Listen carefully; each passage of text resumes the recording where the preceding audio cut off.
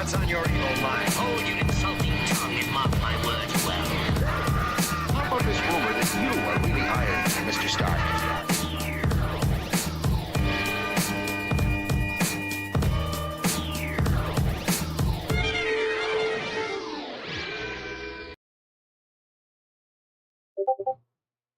Hello, and welcome to another exciting episode of the Comic Book Chronicles.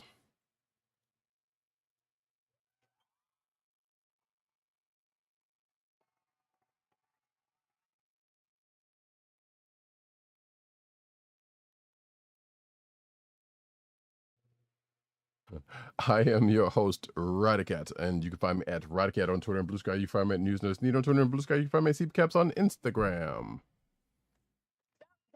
With Columbia down the way. And the sound effects you've heard come from none other than our man in Brooklyn, @agent_70 on Twitter, Instagram, Blue Sky, and Threads. What's up, everybody? Co-hosting from the borough of Kings, live and direct. How are y'all doing tonight? I'm just a kid from Brooklyn.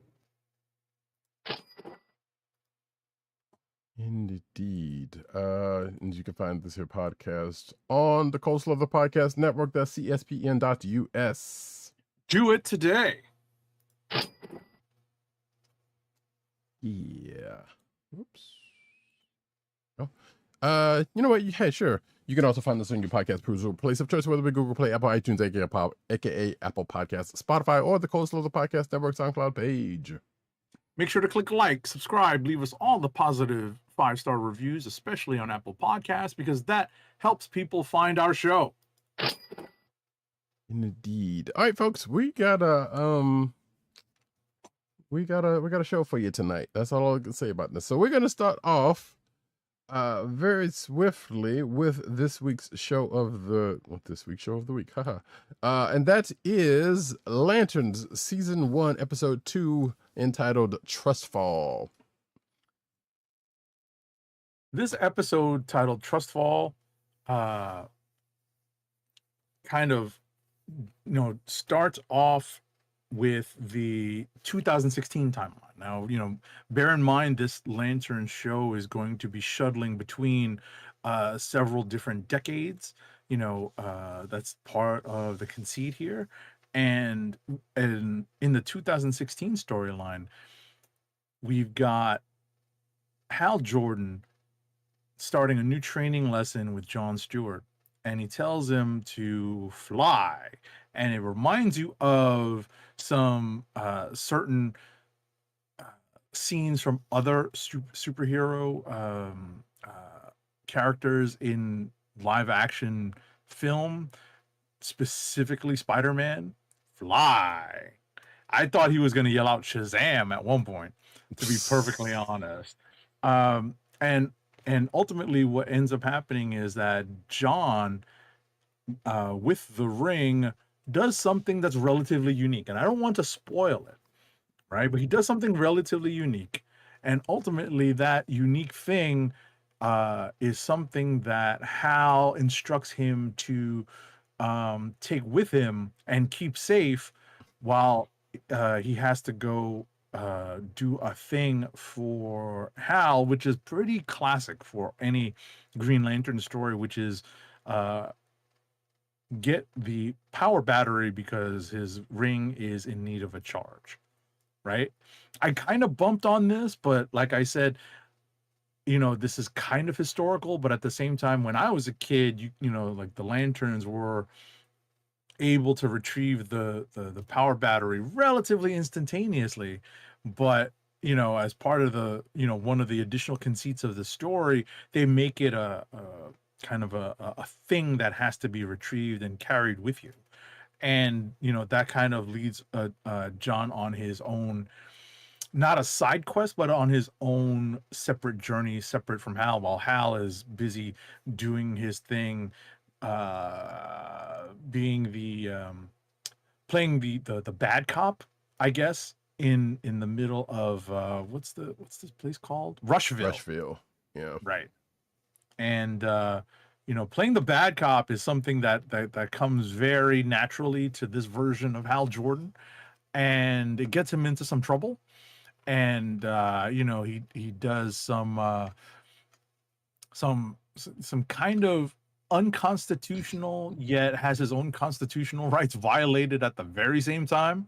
And ultimately, while that's going on, John Stewart retrieves the power battery, but kind of gets into a sticky wicket, as it were. And we find out through some exposition kind of who the big bad of this series really is. And ultimately, when we get to the end of the episode, we visit, specifically Hal visits a character who any person who is mildly familiar with Green Lantern lore is familiar with. And that leaves us on a cliffhanger at the end of the episode. I just gave like a super loose outline of the entire episode. I'm going to hand it off to Roddykat for his thoughts on it. So first off, shout out to Von Gloom, who's in the chat. What's up, good sir? Glad to have you here. He says, I have so many questions about the construct, and there's only one construct. So that construct was pretty much there that whole time. It wasn't multiples, just FYI.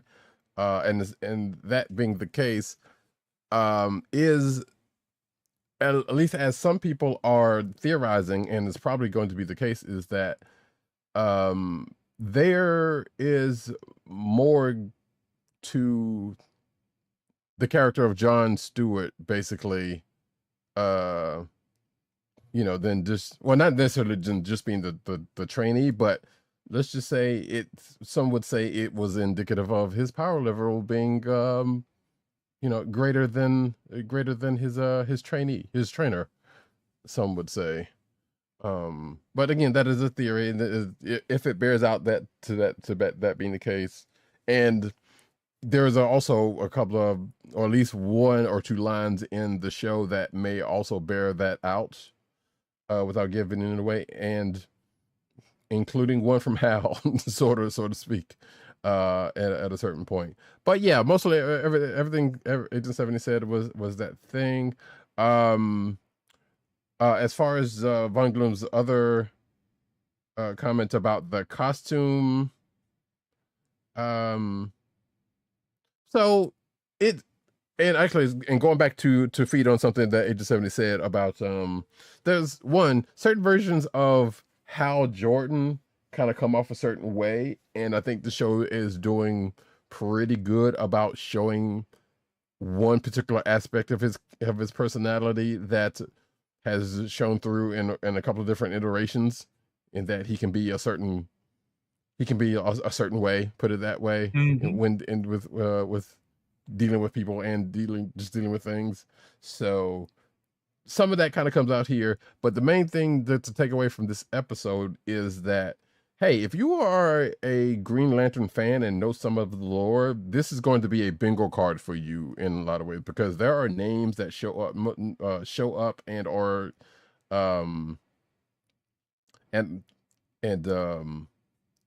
possibly get mentioned. Including the one that Agent 70 mentioned that comes in at the end, that's like, okay, I thought they were gonna at the very least wait a couple of episodes before we get to this character, but no, this was like, we're just going all in. Also, something I was gonna say about the costumes, but we'll leave that one. Well, yeah. So also, depending on who's writing the story, it's depending on how the battery thing goes off, because like Agent 7 says, like, yeah, sometimes it just pops up instantaneously. Sometimes it travels to them. Sometimes, like I said, it depends on what the story calls for, and it's like, oh no, I'm almost out of battery, so I got to do this in a quick, fast hurry type situation, classically. So, right. What did you think of the really casual, like the rushed and kind of hurried oath that Jordan says? Like, it's not very formal, it's not very dramatic. It's just kind of right. And that was intentional, because the way they're playing his character off, it kind of was just like, yeah. And again, I know that is from what little I know of, or what some aspects of the Green Lantern comics that I know, sometimes Hal's kind of had a different opinion from the Guardians than you would think. So I think that in itself is one of the ways it's playing into that. Because even him saying it's a slight spoiler for the episode, like, "No, I'm not gonna tell the Guardians," that kind of stuff, which means that he's basically saying like, "Yeah, okay, nah, not everything's got to go through them. I'm not. I don't always got to mess fuck with him." Right. So that is kind of leaning it more into that as opposed to anything else. Who knows? Maybe later in the season, he'll do a prolonged one, or John will, one of the two. One of them will probably do it at some point. So thinking, okay, I believe type situation. Based on his interaction with Green Arrow, Hal would probably be an ultra conservative Republican. Maybe. I mean, I don't know if you're talking about in this version. Who knows? Probably not. I don't know. Like, I don't know if he would be ultra, but I definitely Right. think he would lean that way, because obviously Ollie's going to be very much not quite the polar opposite, but very much going leaning leftward. So I think that Jordan would, like, if the characters would be placed along the political spectrum, I think he would definitely be leaning center right. Yeah, that would be my gut. Yeah, I definitely can see that. Definitely can see that. He's a cop after.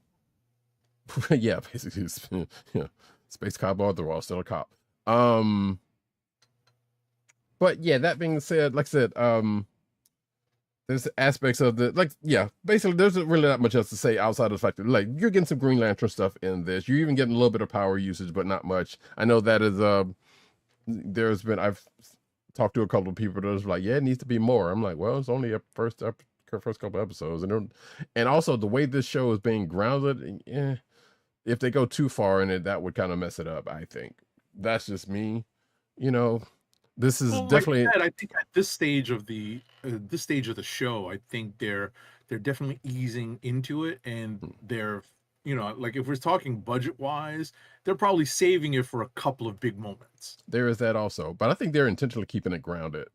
Like, I don't think there's definitely going to be some usage, and like you just said, it's definitely they're gonna pick apart to do it with, but yeah, I don't think they were just gonna go all out with it at all, outside of a couple of times. The way this show seems to be grounded, and that'll do good for the show. Like, sometimes I personally don't feel that every time it doesn't necessarily need to go balls to the wall with the lights and the spectacles. If that's what you're going for, then that's the whole thing. If you're going for something like this, you gotta use it sparingly. Or it might be better off used on it sparingly. Who even knows? But we still got a whole, I don't know, I can't remember how many episodes it's going to be, but we got a whole bunch of time before all of that even becomes an issue. So the fact that it happened to come up in the first couple of episodes is basically shows that's more telling than for the people who are watching than the show itself. Put it this way, people's attention spans are not what they used to be. So therein lies that. That being said, hey, it was a great. The thing I've come to realize, and I haven't done it yet, is that this show has made me want to actually watch the episode again. Like, especially the first episode, and now this one. But so that could be possible that I might end up doing a rewatch when it's all said and done, depending on how it ends up. Because the show is pretty good. Blind Gloom, chill. I'm not gonna read that. Not going to read that comment about. Hey, look, there's sometimes things are things, man, and that doesn't necessarily mean that is him for that. That is a thing for him. That's all I'm going to say. I don't think that's That's that. And honestly, well, realistically, I get tired of hearing that word because it gets way overused by people. You're using it in the proper way, but I'm saying the way heard people use that is just all out of wild context, and it's crazy. But and now as far as that other thing you just asked for, we don't know yet. I think that might be just like, yeah, Hal's into some weird stuff. As far as that other thing, like I said, we don't want to spoil anything, even though it's been a few days. The show's been a few days in coming. Actually, we're rounding into another episode in a couple of days as it is. But yeah, I don't know. I don't think that's going to be anything of significance. I think just like, you know what, like I said, it's everything else that we saw in that episode having to do with Hal is like, yep, this is pretty much how he rolls. Maybe they'll explain a little bit of it.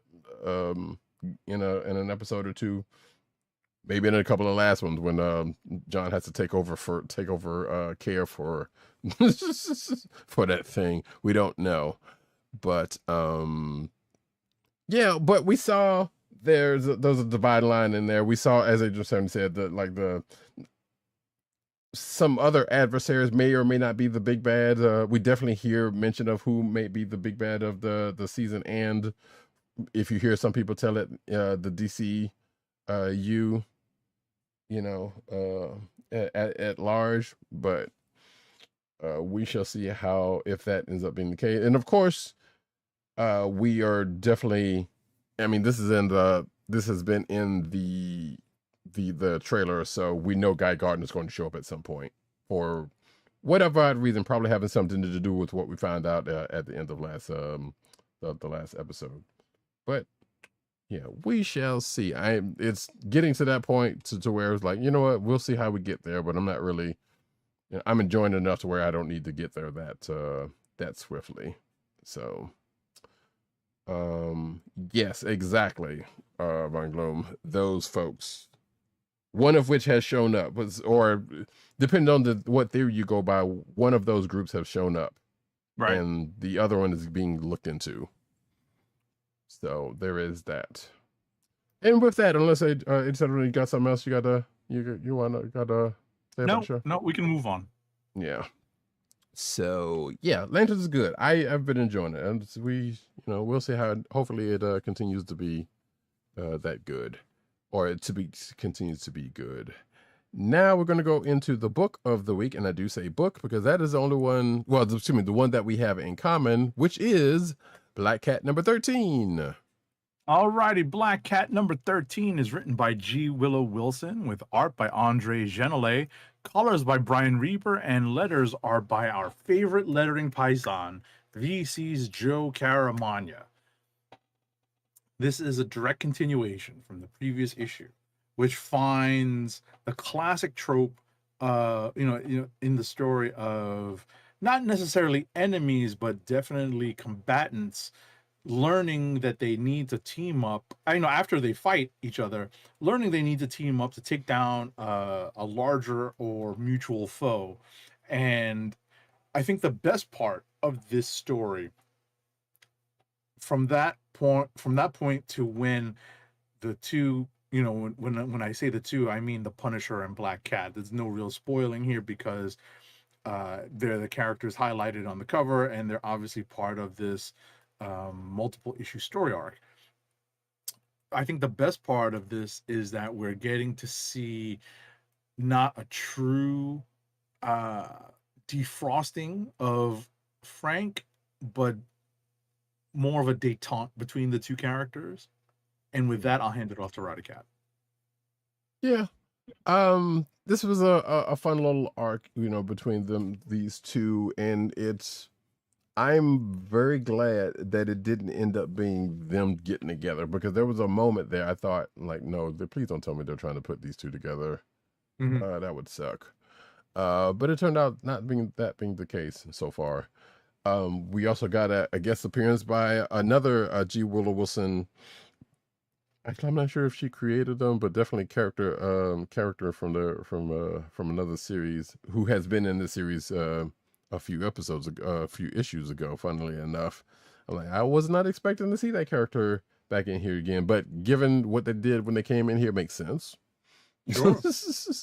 And the way it was explained makes sense. And speaking of explanations that make sense, the one that was the big question for Felicia from this team up was answered in definitely the way that it was going to, in the way that people have thought. So like, yeah, sure, it's X, Y, and Z, and that's why Frank's the way he is around her, or with her power set. So there we go. That whole thing was a thing. And unfortunately, but it was going to happen. Now Bunglam has Frank hooked up with anybody since his family died? Probably, but I honestly don't know. I feel like somewhere, yes, and it would probably be somebody like Elektra or that other female, Rachel, whatever her name is, the other Punisher or whoever. Somebody probably got with Frank at some point. I feel like, but I don't know that for certain. So, but that being said, like I said, at the end of this, sadly, we find out that this book, and this is a slight spoiler, but should be no surprise. Black Cat's going to run into Queen in Black. Sure. So the character is definitely, has definitely appeared in the main miniseries. Mm-hmm. So no surprise that this character, being in the Spider-Man corner of the Marvel Universe, would cross over into Queen in Black. Right. Which actually kind of brings up a thing like, yeah, this is technically the third team up / book with the Punisher and a Spider adjacent character. Because you got two going on right now with Peter Spider-Man, and you got this one. Mm-hmm. So that's pretty funny. But that being the case, that is it for Black Cat's number 13. Insert Janet Jackson. Probably already have done that already, but either way, we are going to get into rapid fire. Rapid fire review time, folks. Here we go. I ain't got time to breathe.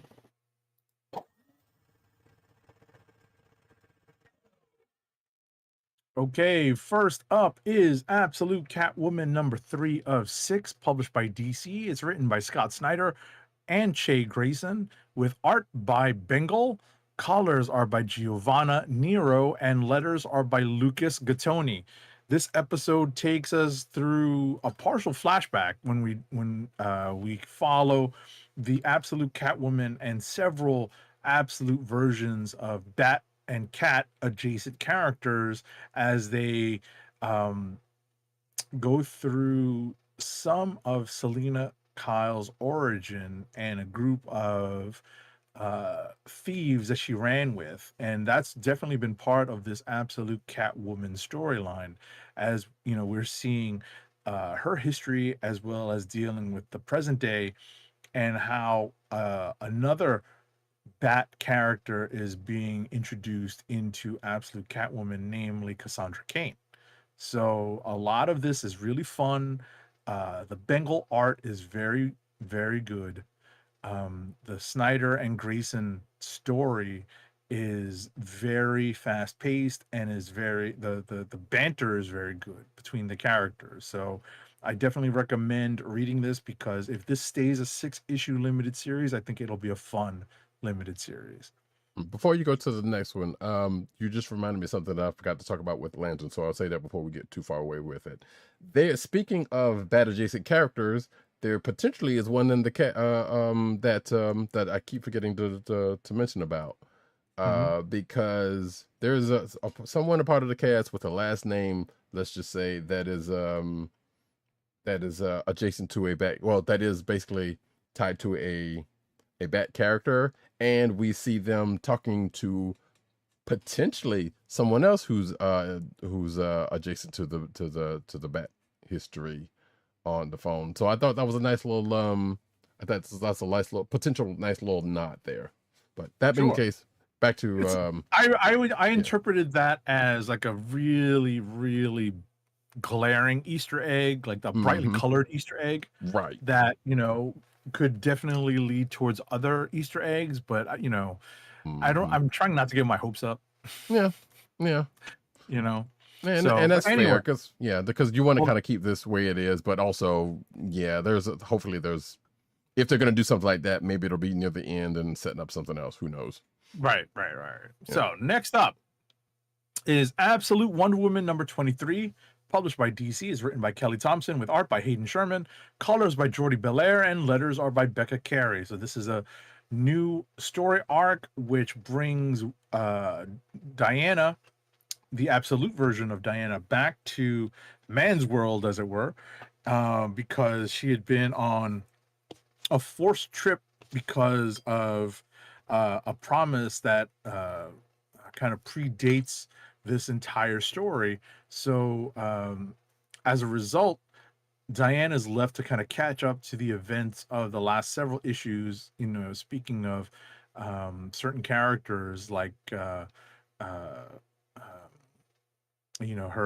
some of the antagonists and some erstwhile antagonists who have not really manifested, right? We know one of her big antagonists is in the process of becoming more well-formed, while some of Diana's background as more than tangentially related to the Greek gods is about to rear its head, and it's going to become a much bigger connection in these pages. So I am looking forward to the story. I'm always looking forward to Absolute Wonder Woman. It's almost always near the top of my reading list when new books, when it comes out every month. Next up, Batman Bad Seed Sunset number 1. This is a one-shot from DC. It's written by Matt Fraction and G. Willow Wilson. Layouts on this issue are by Giuseppe Camuncoli, with finishes by Cliff Rathburn. Colors are by Tomo Mori, and letters are by Clayton Cowell. So this sets the stage for the big Bat family crossover, the Bad Seeds event. So, basically the gist of the story is that Poison Ivy somehow has become the mayor of Gotham City. And Poison Ivy has basically entered into a deal with not a devil, but close, because this faction of characters is going to help Poison Ivy turn Gotham into a terraformed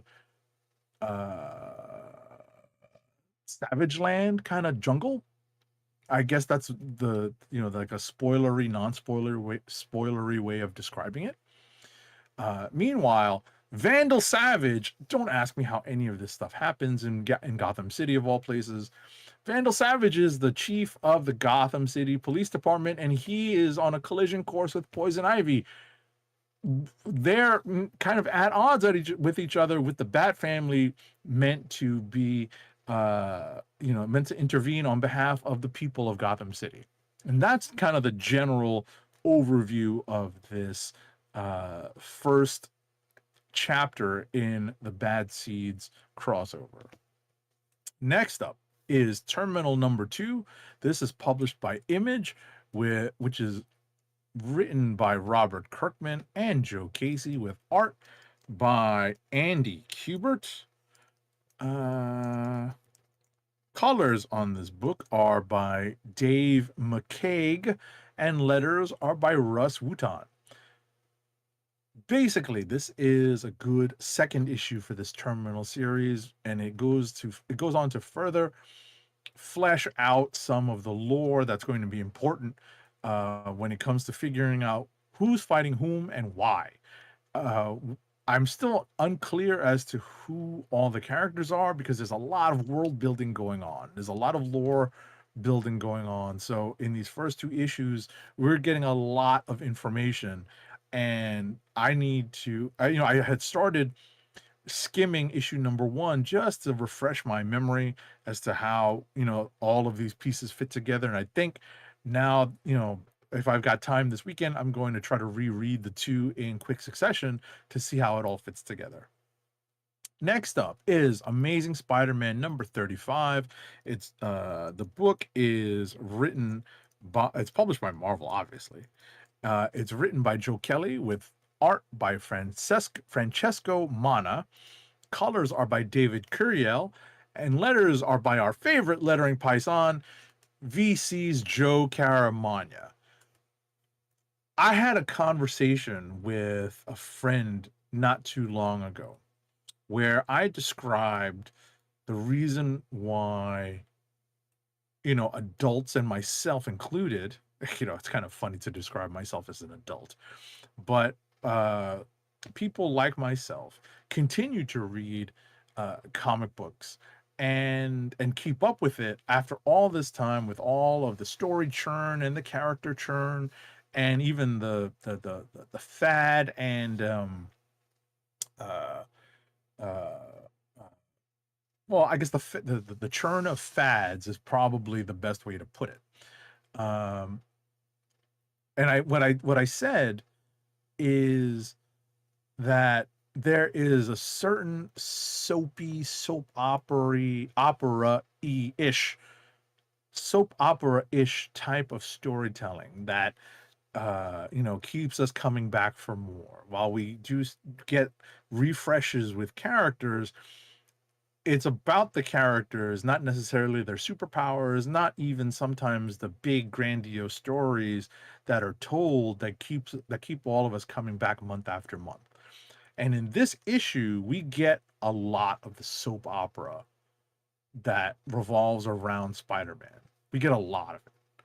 There aren't really the big events. There aren't really the big, smackdown, drag out, all out brawls in this issue. There's some of that stuff kind of told in the background, but the selling point of this story, right, is the soap opera nature of it. There's a couple of really, really good scenes in this. While I have not been a fan of Joe Kelly's run to this point on Spider-Man, we are leading into, or we're coming up on Amazing Spider-Man number 1000, which is coming out next month. And the way this issue plays out, in addition to how this story ends on a cliffhanger, the cliffhanger involved is a moment that anyone that this has ever happened to will always remember where they were and how they and react in a similar way to the way Peter Parker reacts. And it took my breath away when I read that. I was like, oh, so we'll see what happens in Amazing Spider-Man number 1000. This is a candidate for Kliq of the Week for me. Last but not least for me is X-Men number 36. It's written by Jed McKay with pencils by Netho Diaz, inks by Sean Parsons, colors by Arthur Hesley, and letters are by VC's Clayton Cowles. So, DNX. Is it what we really want? Is it what we really need? We don't know, but we have gotten to the point in the story where we are full on into the crossover event coming up as of the end of this issue. So X-Men 36 gives us the tipping point between the 3K X-Men and the X-Men based in Alaska. And we have the inciting incident happen in this issue that leads us directly into the DNX crossover. We'll see how that goes. It's, I think, effectively done, right? I think this is a runner-up for candidate for Kliq of the Week, simply because I liked how McKay laid out this issue to kind of lead us into DNX. So that's it for me. Take it away, Roddykat. As Von Gloom in the chat echoes the thing, boy, we're gonna have some fun with that one.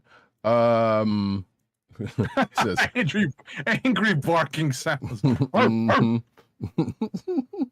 Yeah, like I said, we're gonna have some fun when DNX happens. Recites DMX's "I hate Drake" rant, but replaced it with X events. That's funny. Actually, hold on, I got this one. There it is. And also,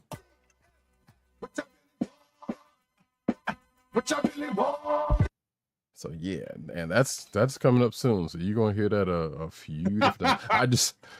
I just need to catch up with McKay's X-Men for the full effect. But we'll see how that's gonna happen by next week. I mean, I've been reciting that particular refrain since this has been teased and solicited. So I'm glad that Roddykat got those particular clips for us. And funnily enough, the song doesn't go that way. So you kind of had to do a little creative stitching. So luckily it worked out. Yeah, you know. Actually, I thought about going a little bit further with that, but we'll need to get into that right now. But you know, we're good for this. Von Gloom actually also said something earlier about in relation to Absolute Catwoman. If regular Cassie is a monster, how would Absolute Cassie be? Guess you have to read and find out. Yep, I recommend it. I recommend Absolute Catwoman. Yeah, you've said it was pretty good, and I think I have also seen other places people seem to like it, so that's cool.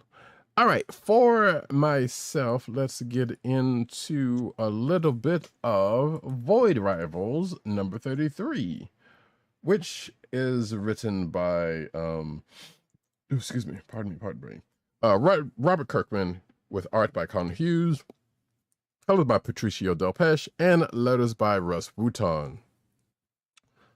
So, if you're watching the video version, you can see on the cover, and of which we have teased the last time we talked about Void Rifles, and also we'll go so far as to, well, I'll be into that in a second, but this is the meeting of, or the entry point of Rom, No Space Knight, into the Energon Universe. Or at least let me phrase that this is one of, because last issue is when he entered. This one is when he's gotten a little bit more exposure. And there is also the ROM special number one shot that came out this week. Unfortunately, we don't have a copy of, so so hopefully we may talk about it next week if it's pertinent enough to talk about.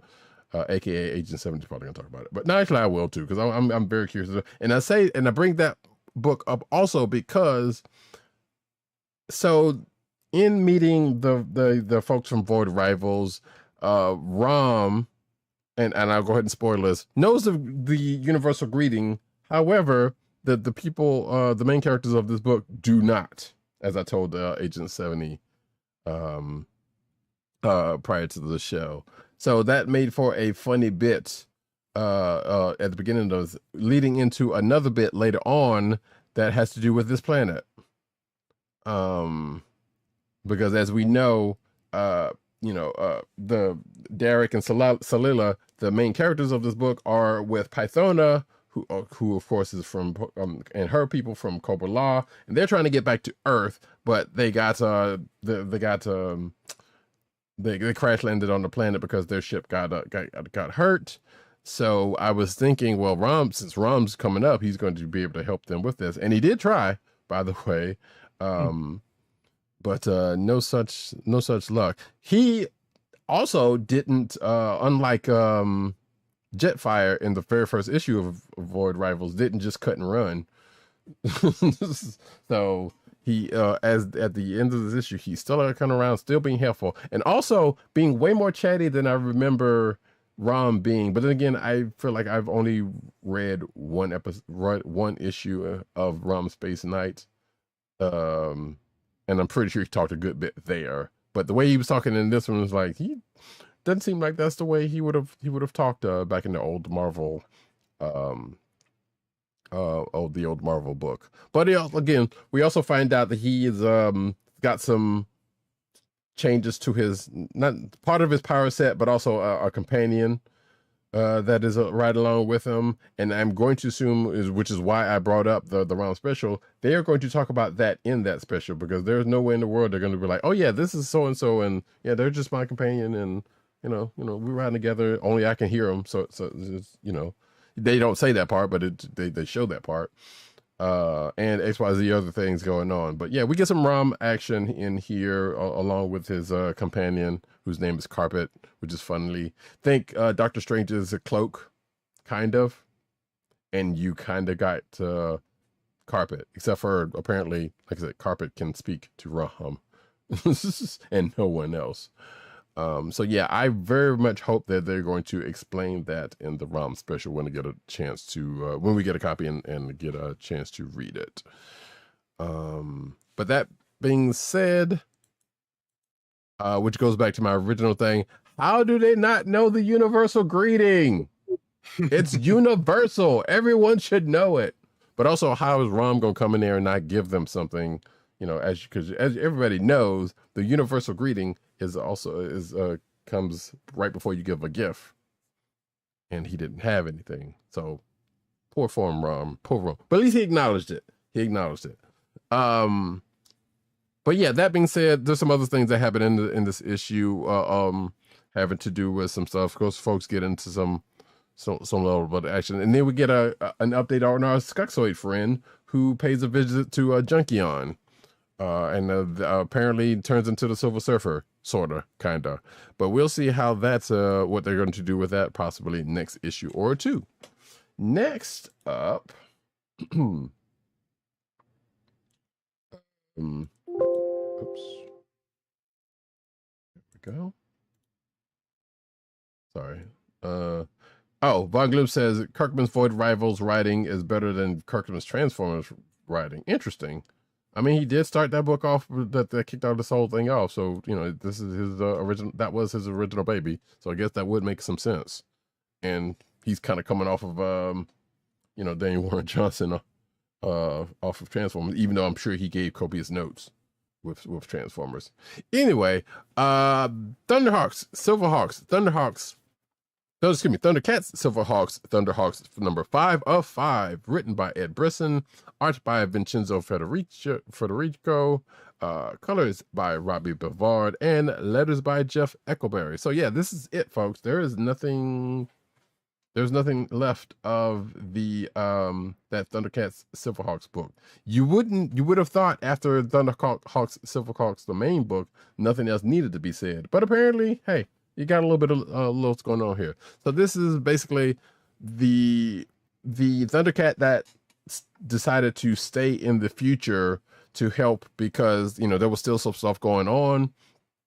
We find out that they might have been there for nothing, as we come to find out at the end of this book. But things happen. This, Neko, who is the Thundercat that stayed behind, fights Mon Star. You get a little bit of Mon Star lore from this past, the past that is from this book, that apparently may or may not matter anymore, and probably might go to serve as to why we did not get the team up that we thought we would possibly get from this crossover of the bad guys.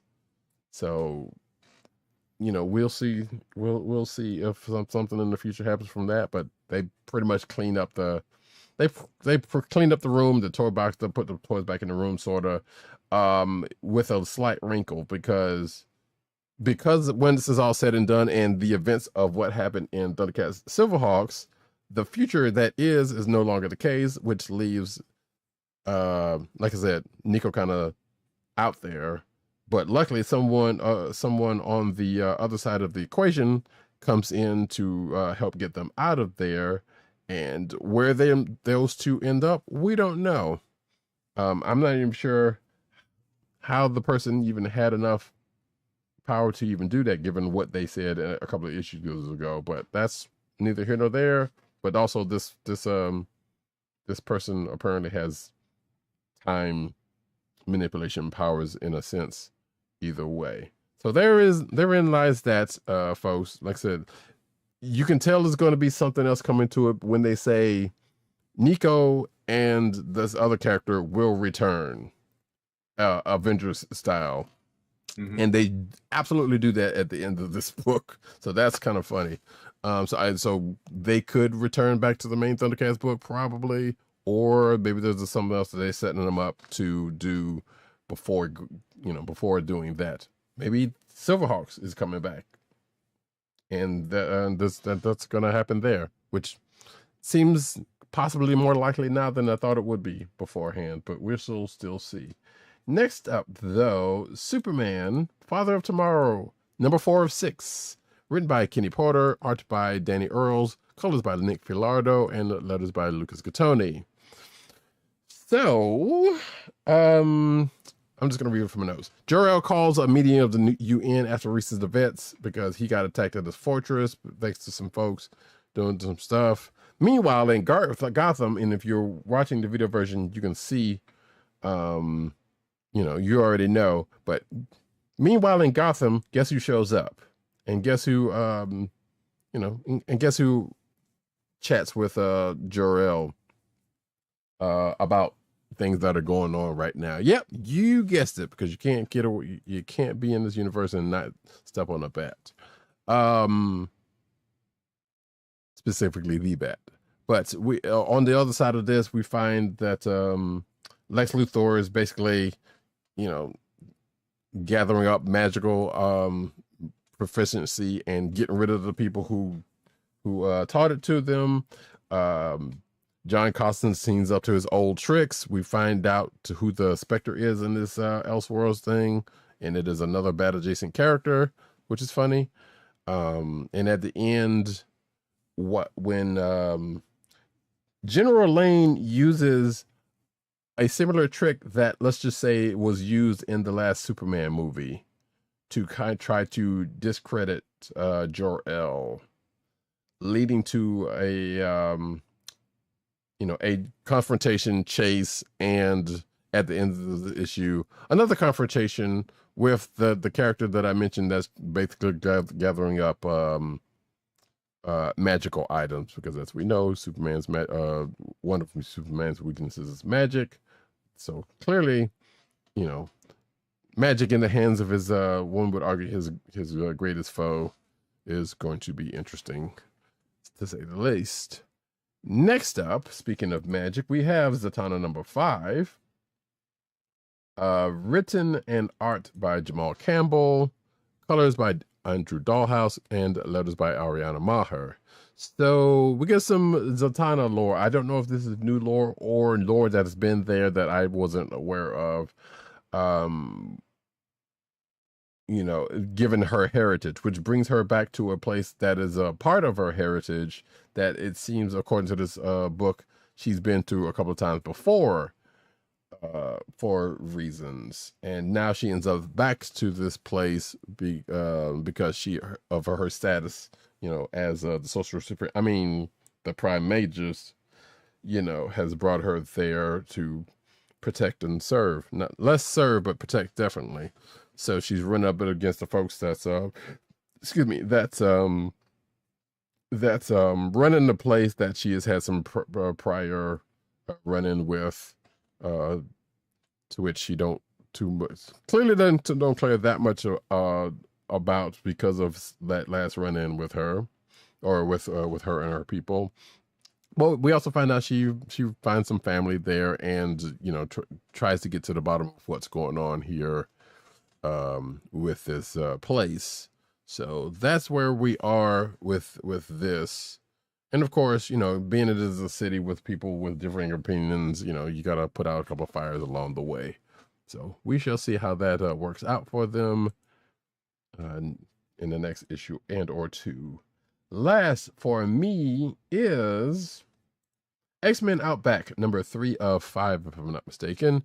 Written by Steve Orlando, art by Stephen Segovia and Roy Mercado, color artist Alex Sinclair, and letters by BC's Joe Sabino. So yeah, we have returned once again to the Outback era of X-Men. This particular issue focuses on, if you're watching the video version, you can see this as well, Colossus and Psylocke.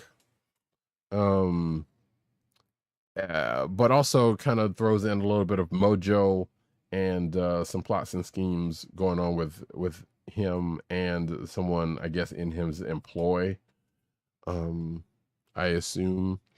But yeah, the crux of this issue is, Peter's feeling a certain way about their situation, and some stuff that I'm pretty sure we saw in the original X-Men run that, that we're getting slightly fleshed out here, especially dealing with his sister, who apparently he's had to lie to, and how, and basically Betsy's trying to, talk with him. And I don't know, Agent 7, you could tell me more than this because I don't remember. Did Colossus and Betsy have a little thing going on around that time?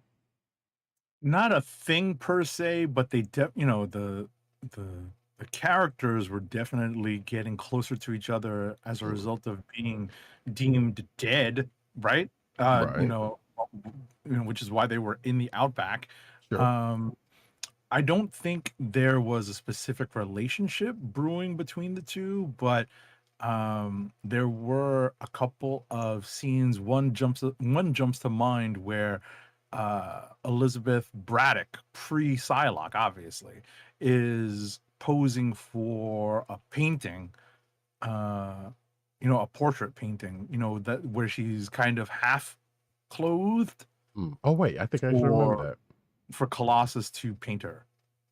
Well, guess what? This is where they bring that up actually. At the end of this. So you wanted to know where that came from? They speak it into existence right here. And yeah, there's so this is pretty much the crux of how this book is going. Like, yeah, this is kind of fleshing out some things from around that time that may not necessarily have been. Shout out to my memory of this. Right. Right. When you said that painting, I was like, wow, why is that the one thing I remember from that from that time? But so yeah, their friendship kind of, you see their budding friendship, or not necessarily budding, but their, I guess, deepening of their friendship, not necessarily romantically, is pretty much what is brought up and expanded on here, as well as, like I just said, paint her like a French girl, Bonkalum. Nice. So yeah, that's pretty much that. But that is also, of course, Peter's family bloodline is a whole thing throughout the X-Men at times, and this is no different, as he, Psylocke, and the X-Men get attacked by basically a fantasy figure that is basically coming after Peter's bloodline, and who Peter and crew actually gets a little bit of help from on the outset. But yeah, that's pretty much this issue. Going into the last part of this issue, where we see Alex Summers and Madeline Pryor talk about a growing frustration of hers that might be leading up to a thing that we know about both of them. That's all I'll say about that. Or at least that seems to be what is teased at the end. And that, folks, is it for me. Kliqs of the week. Alrighty, folks. Kliqs of the week. I will like to say before we kind of get into it that Gambit Wanted also #2 came out this week, where he's going up against Bullseye. Apparently, neither one of us read it. And we talked about. There's a couple books that we'd like, that we just didn't have a chance to get to. I too wanted to read or catch up on Zatanna. I'm glad that Roddykat's keeping up with it. A quick note: the reprints of Avengers JLA Avengers finished up this week. So if you like Roddykat, did not catch the miniseries the first time around, and we're not able to get any of the subsequent re-releases in trade paperback form, you can probably go to your local comic shop now and pick up all 4, right, for cover price. The current reprints, the current reproductions at cover price. I made sure to get the foil cover, so I had to spend a little extra to get the to make them different from the original ones that I got, because I got the original signed. And I also made sure to get, I think, issues 3 and 4. I have them in a pile over here. Issues 3 and 4 have a connecting variant cover by Alex Ross. Mm-hmm. So I definitely would say that, I would recommend for anyone who missed out on Avengers JLA by Kurt Busiek and George Perez. Anyone who missed out on that, definitely go to your local comic shop, pay a few bucks and get some really, really great comics. Yeah. So in terms of candidates for Kliq of the Week for myself this week, I think that Amazing Spider-Man number 35 is pretty much at the top of my list. Absolute Wonder Woman is also always near the top of my list. And this week, Absolute Catwoman number 3 is near the top of my list. How about you? Interesting. Mine's probably a well shorter list, and that would be just Void Rivals number 33. Superman, Father of Tomorrow, number 4 of 6, although that's probably not going to make the cut. And of course, Black Cat number 13. That's always a fun one. Yep. So, do you have your actual Kliq though? I think I'm going to go with my gut, which says Amazing Spider-Man number 35. As much as I am not a fan of Joe Kelly's story arc, storyline, right now, this particular section of the story was really well told. So I'm going to go with Amazing Spider-Man number 35. They're still doing the long lost son cousin thing. Yes. Yeah, and it's all going to probably come to a head very soon. They may not do it in Amazing 1000, which is coming up next month, Right. but it's going to come to a head very soon, I think. Gotcha. Well, for myself, I think I'm actually just going to go with, although, like I said, Void Rivals, I enjoyed that, even though, they should know the universal greeting. They really should have. It's a sad state of affairs that they don't. It's universal. Anyway, Black Cat number 13 is going to be my Kliq, because, it was just fun. It normally is. Thankfully, did not lead into any kind of romantic business between the two characters, but sad that it's leading into Queen in Black, which everything is. But we'll see what happens when the next issue happens, though. And with that, we are going to get over into the news of the week. But first, an ad read. All righty. Our first ad read for this episode, as I pull it up, is, give me 1 second. Don't tell me I closed the window that had these. That would be very, very funny. Nope, I did not. Give me 1 second. Our first ad read of this episode is for Funko, Fun at First Sight. Your home for exclusive collectibles such as their world famous pop vinyl bobbleheads, apparel including t-shirts, hats, and socks, and brand merchandise such as DIY pop figures, art books, and skateboards. And now the listeners of the Comic Book Chronicles can enjoy 10% off your entire purchase when shopping at Funko. To place your first order with 10% off and to help keep our show free for you, go to our network website at cspn.us. That's cspn.us. Then click on the Keep Our Podcasts free link at the top of the page. From there, scroll down to the Funko link and place your order. When you get to the checkout, put in the offer code SHOP10 for your 10% off discount. Funko through cspn.us. Do it today. Now we get into the news.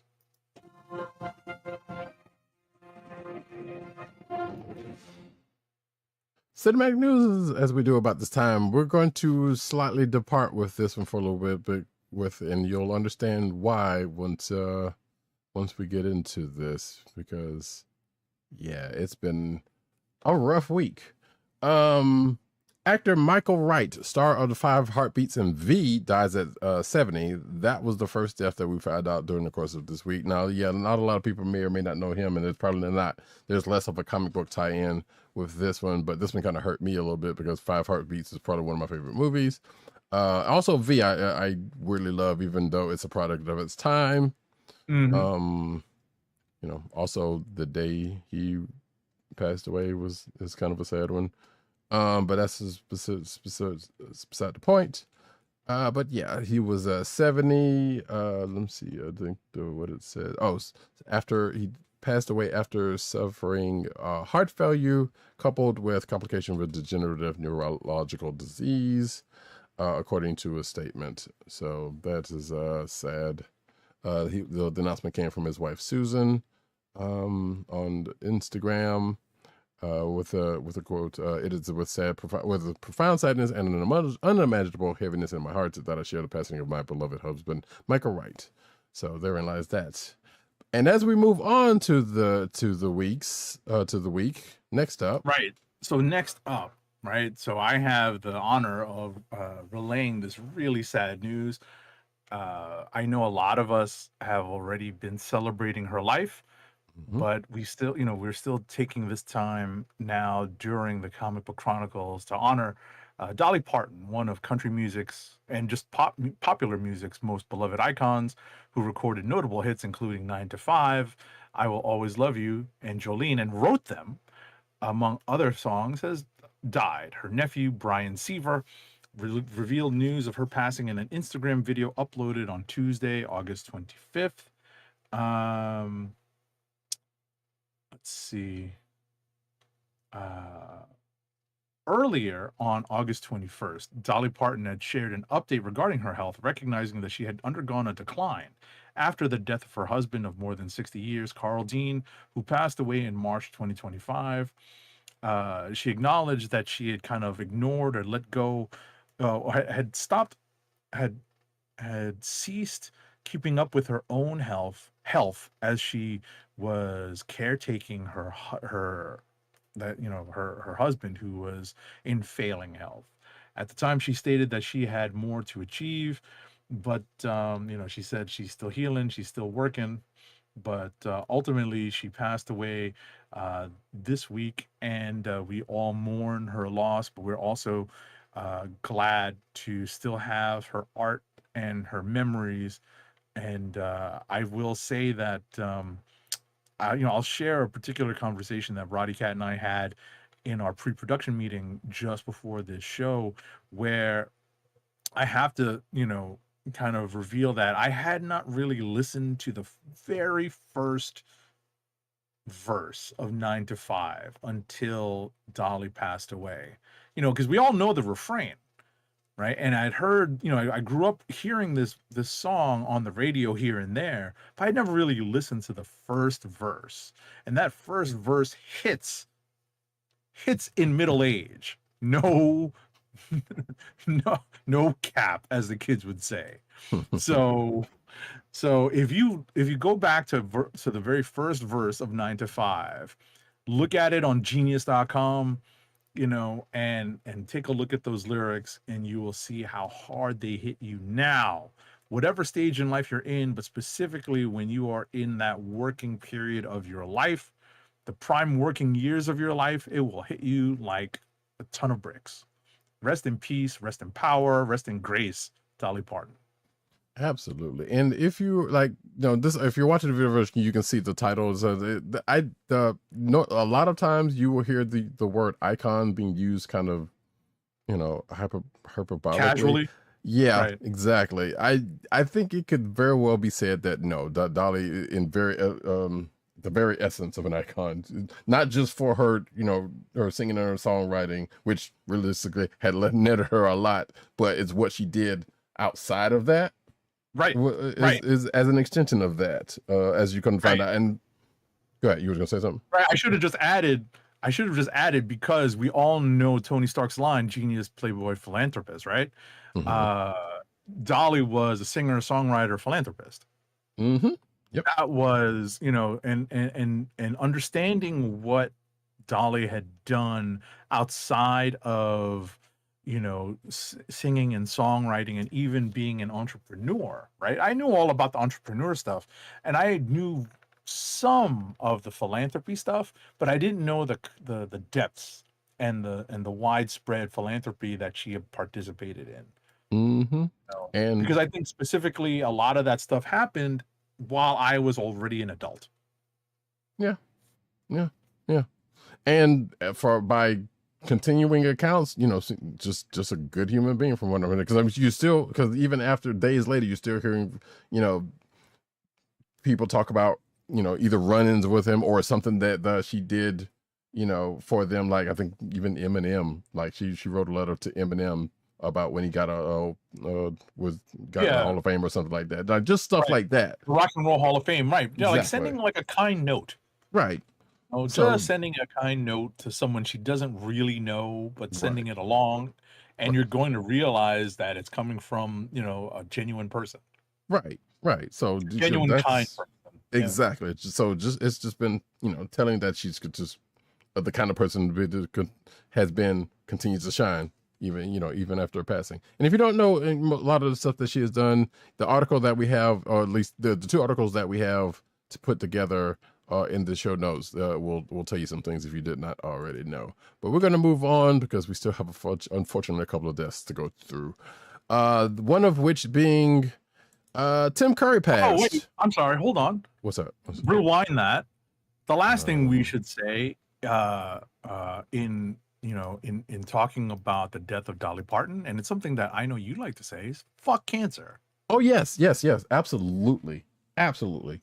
Fuck cancer. Thank you for absolutely. Thank you for bringing that up. Because I know that you always say it, and you remind me to say it. Mm-hmm. Right. So now we can say it. Unfortunately, because of what developed late in life for Dolly Parton, fuck cancer.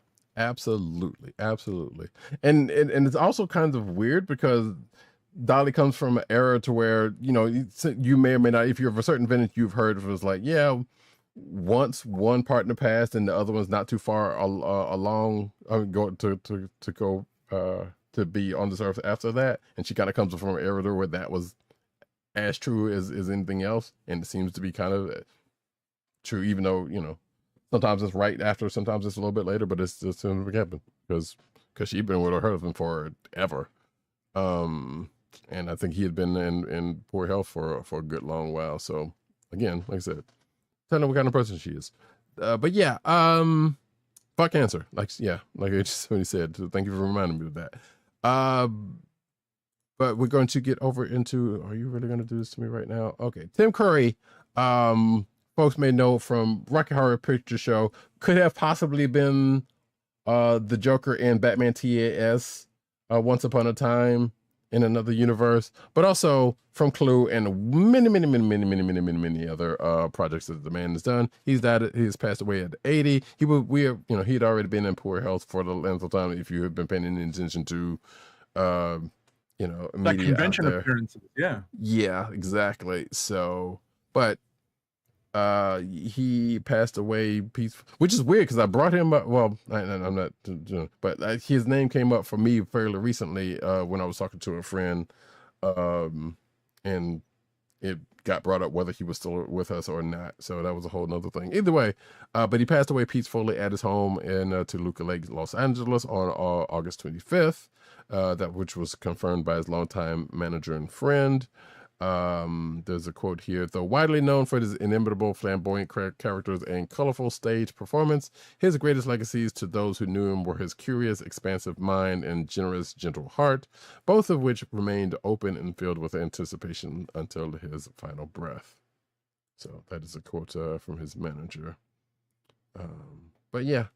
And the last, next one is very much closely aligned with the show, and sadly very fucked up. But next up, this sucks. Yeah, right. Like this news just blows. Peter Cullen, the prolific voice actor who gave Optimus Prime his authoritative baritone, passed away. At the age of 85. So His agent, Kevin Motley, said Cullen died yesterday, at his home in Los Angeles. His family asked that you honor his remarkable legacy by serving your communities and leading others with compassion, integrity, and loyalty. And always remember, be strong enough to be gentle. Said in that was a family statement. So yeah, that's a pretty great message. To also, I'm sorry. Also reminded me of going back to Dolly Parton again, because I think her family said that, hey, if you want to do anything, give to her one of her favorite charities, which is out there. So instead of doing one of her favorite charities, which is her what is it called? It's the book one. Was it the Imaginary Library or something like that? Yeah, the Imagination Library. Imagination Library. Yes. Yeah. Yes. Yeah. I definitely plan on donating to that. Dolly Parton's Imagination Library, imaginationlibrary.com. We are not plugging, recommending though. That's what we're doing. Right, because that's what was the well wishes of her and her family. So there you go. Right. I mean, those were the wishes of her and family. But yeah, back to Peter Cullen. Back to Peter Cullen. Sorry about that. So So you recognize Peter Cullen's voice from many things, obviously from the Transformers. Many people know him as the voice of Eeyore from ABC's what was it, Winnie the Pooh and Friends, I think it was. And we heard Peter Cullen do the voice of Optimus in many Transformers things, in the Winnie the Pooh projects. He actually did the voice of Car, opposite Kit, in the 1980s Knight Rider. And I didn't know that. And I found out about that sometime later. I was like, oh wow. Right. And he basically did the clicking sounds for the alien creature in the first Predator movie. I was like, what?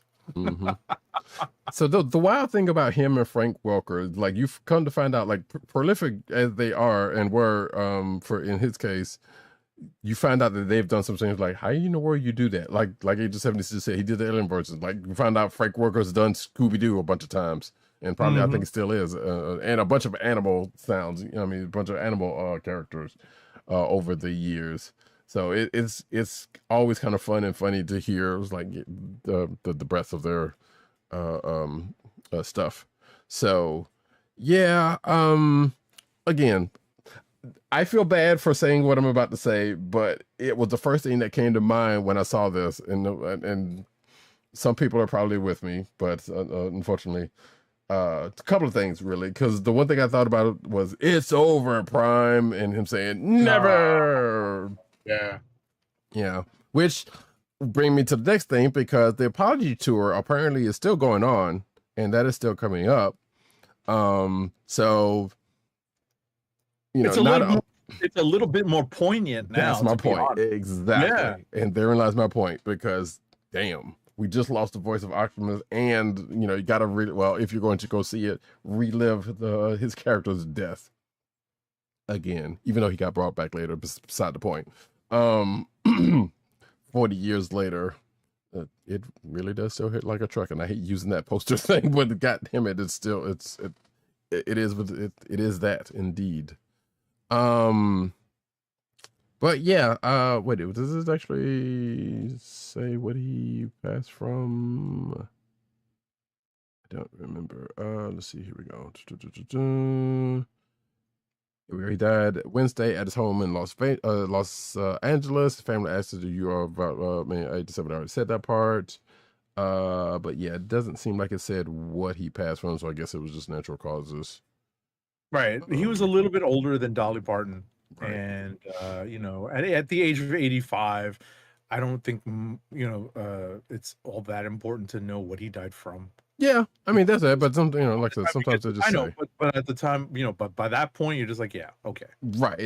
Which was the other point it was going to bring it to. It's like, yeah, let's just, At that point, you're just going to figure it's just natural, even if they doesn't say at that age. But apparently, he's survived by his four kids.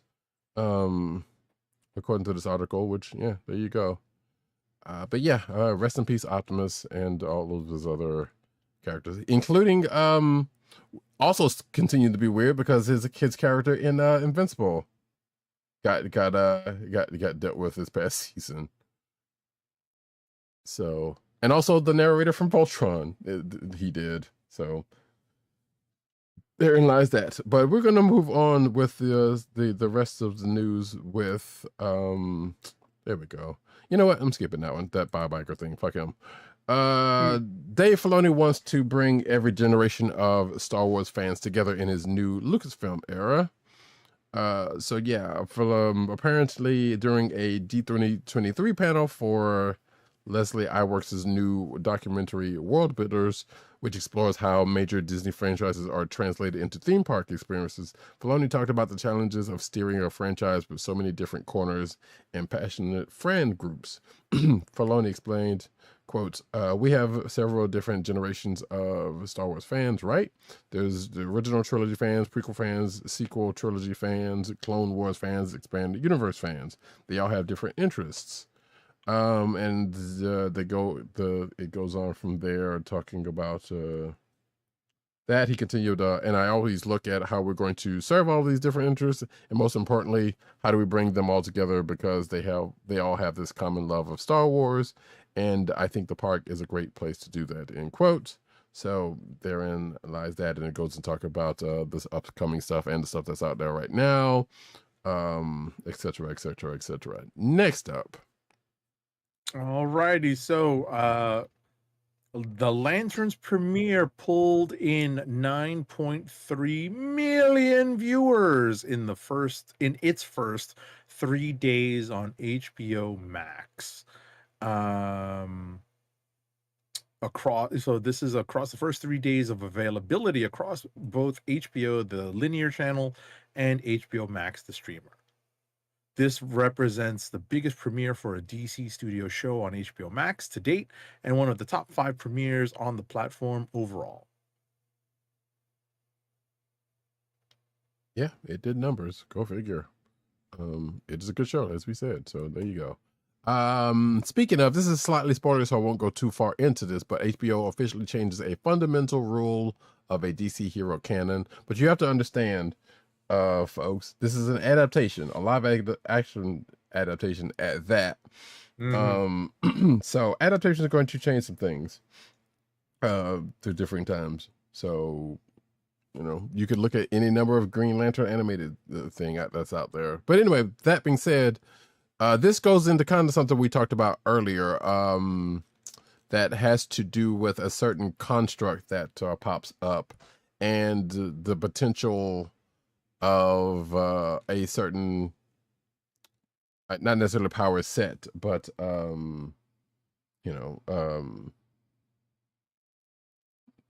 potential power limit or max that a character may or may not have, as the episode kind of may have possibly intimated. So, like I said, I won't go too far into this article about what gets spoiled in the show, and plus we had already talked about it anyway. But therein lies the thing. If you want to read about it a little bit more, then you could check out this article. Next up. So this is an interesting story about the 1987 Masters of the Universe movie, not the recent one that's on streaming now, which I actually recommend. It's actually good, silly fun, right? The recent this year's 2026 Masters of the Universe movie, currently streaming on Amazon Prime. So apparently, according to the filmmakers who made the movie, there was a couple of reasons for a lot of night scenes, for, in the first film. It definitely feels like a creative choice designed to give the film a darker, more atmospheric tone. So there was a practical reason they did it. That's right, money. In fact, one of the film's most recognizable visual choices was born from the reality of trying to make an ambitious fantasy epic with a budget that simply could not support everything the filmmakers wanted to put on screen. Looking back on it now, it's actually a fascinating example of how creative filmmakers can turn limitations into strengths. Could it be a strength, though? Yeah, I was about to say that's a lot of heavy lifting for that word in this situation. Yeah. Because if you've ever watched that movie, and I said it once, I'll say it again. The movie's terrible, but it is still endearing to me because it's so bad. There are worse movies, but still, this is not a good one. You could, this article is kind of funny because you didn't necessarily need to see this article to know that money was an issue with them making that movie, because it sure looked like they didn't use a whole lot, even if they had a bigger budget. Look, I have not watched that movie in its entirety. I did not know Courtney Cox was in that movie. Mm-hmm. This is Dancing in the Dark Courtney Cox. This is Dancing in the Dark Courtney Cox. You are correct. Yeah, like I said, I have watched this movie multiple times for no good reason, but yeah, it's a bad movie. It's a bad movie that is also an era of it that is of its time bad as well. So because folks didn't just really care, just like put it out because it's the thing the kids know about. But so they somebody cared on the thing, but not everybody was involved with it as far as the putting it out. Specifically Canon Films, as they were known for putting out terrible as low budget films, even with some big stars of the time. And apparently, and even according to this, the movie was being produced by Canon Films during the period where the studios was experiencing significant financial problems, which, again, like I said, no duh. They put a lot of stuff, and not all of it was great. But once you saw that symbol, you were in for something. Anyway, we're gonna move. We're gonna move on to the. It's American Ninja 54. Wait, what? I said it was probably like American Ninja 54. Partially, exactly, yeah. And a lot of that definitely ended up going to DVD when that happened. But and a lot of other like things. Reacher fan favorite villain is putting her Dream X role out to the universe. So this is Agnes Mo. As I was asking 8-7 about her prior to the show. Apparently, she's pretty good in Reacher from what he's yes, what he says. So Mo plays Leela Hoth in the new season of Reacher on Amazon Prime, if you did not know that. Responding to a tweet about being fan cast to play Psylocke in the upcoming X-Men movie, Mo wrote, "Thanks, I'm just gonna put it out in the universe. Psylocke." Which, I mean, the picture they use in this article, I can see it. And then she also, and according to this article, she also tagged Marvel Studios and Marvel, which that's the thing you do. And this article notes that, yes, Psylocke is not a part of the cast of characters revealed so far. And we are reminded that Olivia Munn played it for 2 seconds in X-Men Apocalypse. But I don't think I've watched that movie in its entirety as well. So we don't even know if Psylocke is even going to make it in this batch. Right. Right. I mean, let's be honest. We don't know at what point in the current X-Men movie canon we're going to get to a stage where Psylocke is going to be a character. Right. We just don't know. So, that might age Agnes Mo out of the character, but Asians don't raisin, so we don't know. Indeed. So, stay tuned. We'll see what happens with that. Next up, though. Let's see. The Flintstones. Meet the Flintstones. Live action movie in the works at Warner Brothers from producer Ryan Gosling. Warner Brothers is developing a live action, The Flintstones feature that Ryan Gosling and Jesse Henderson are set to produce for their open invite banner.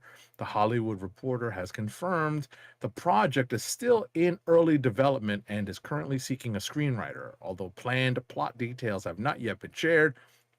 The story is said to focus on Bam Bam Rubble, the son of Fred Flintstone's good pal Barney Rubble. We're gonna focus on Bam Bam of all these characters. So that means you gotta have Pebbles in there, but it also means that's right. But that also means that, and this is gonna make a whole lot of, now it makes a whole lot more sense, even though I just thought about it out of the blue because I didn't read that closely. I could see Ryan Gosling playing Barney. Yeah, I can. And if they're focusing on Bam Bam, that's probably going to be the case. Mm-hmm.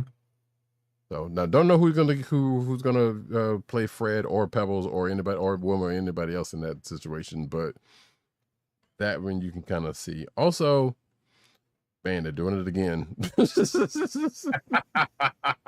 We've already had two. Was it 2 or 3? Because I think maybe one went to direct a video, but I know there's at least 2.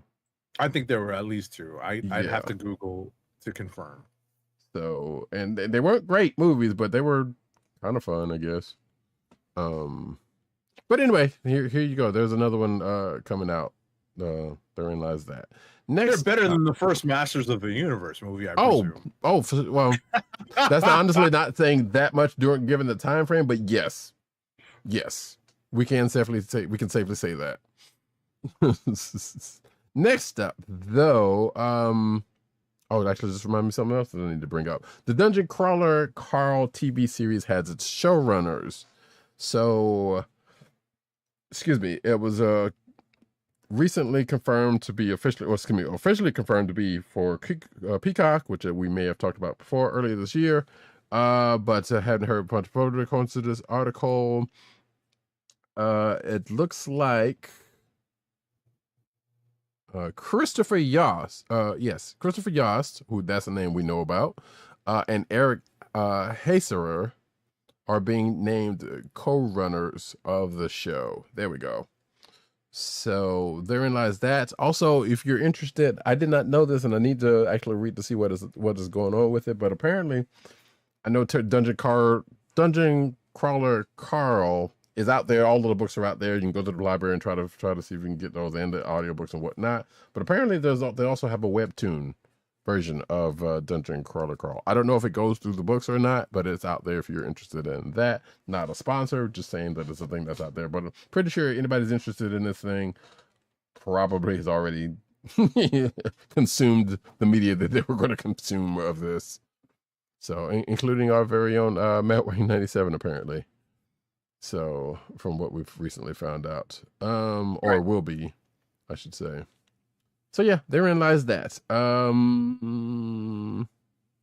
Yeah, it's coming. We don't have a date. Just know it's going to be out there and it's going to be on Peacock. Next up, Dan Stevens is the new RoboCop. The Downton Abbey and Legion actor has been cast in Prime Video's TV series reboot of the iconic 1987 movie. Another reboot. Stevens will play police officer Alex Murphy and his cyborg alter ego in the series.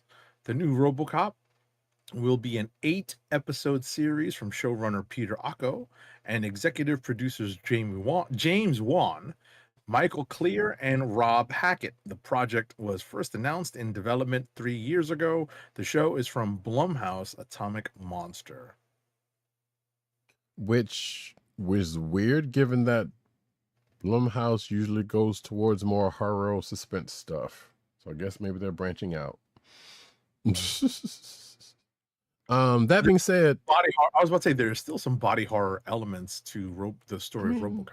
You're right. If they choose to do those couple of parts, you are absolutely right. But by and large, not, I know what you mean. Not fully, but yes, there is definitely some of that in there. Also, I did not know who this was, and I still kind of don't, because while I have watched bits of both of those, well, no, actually, I haven't watched Legion. I haven't watched either of those two shows, so I could not tell you who Dan Stevens is. Sorry, but that's just it. I have watched. Oh wait, you know what? Where is Korath? Korath, where are you? Who? Thank you. I think I have watched some Downton Abbey, and I still don't know who the hell that is. He is in that show, and as far as Legion, I'm assuming he was the one who played Legion. I'm presuming in that show, which I still have not watched that, but that's one of those alongside Cloak and Dagger. I haven't for a reason. When it gets to Disney Plus, by the time it gets to Disney Plus, it's probably already out there. Maybe I'll check it out. Next up, though.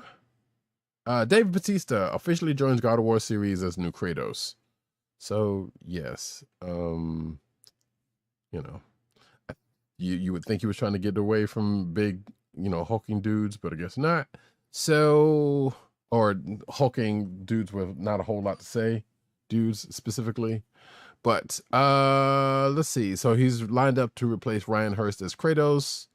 He has reportedly closed the deal to lead Amazon's ambitious live-action adaptation, according to Variety. The change comes after production hit on a major setback because I think that other dude hurt himself real bad, or yeah, it says tore his bicep while performing a stunt. So ouch. In late June, the injury required a surgery and a lengthy recovery, which led to the recast. And it's been the production has been shut down into 2027. So there you go. But apparently there's another casting change because there's some other things in here, but that's the one we're going to focus on right here, right now. Next up. So I'm not going to read the hyperbolic title of this article, but apparently, so this, I believe, happened on the day that I was not at Anime NYC. But at Anime NYC, Netflix came out to play with a short list of new and continuing series bound to occupy the top of folks' watch lists. So they dropped teasers and news for Base Ex Machina, right? It's a steampunk Western anime where a father battles outlaws, machines, and supernatural oddities to protect his family. The show stars Brian Tyree Henry, musician and actor Janelle Monáe, Tati Gabrielle, and seasoned voice actor Cree Summer, Freddy. The series premieres on November 3rd. Next up is Blue Eye Samurai Season 2. Yes! Animated by Blue Spirit, Season 2 of Blue Eye Samurai sees roaming samurai Mizu, played by Maya Erskine, continue her vengeful journey in search of her father in London. Meanwhile, back in Japan, Mizu's companion Ringo, played by Masaoka of Heroes, searches for a new purpose in life, while Akemi, played by Brenda Song, who is who played several Disney characters and I believe is married to Macaulay Culkin. Or am I thinking of somebody else? Yeah, I couldn't. You're asking the wrong person on that one. To the Googles, because I hate giving out misinformation.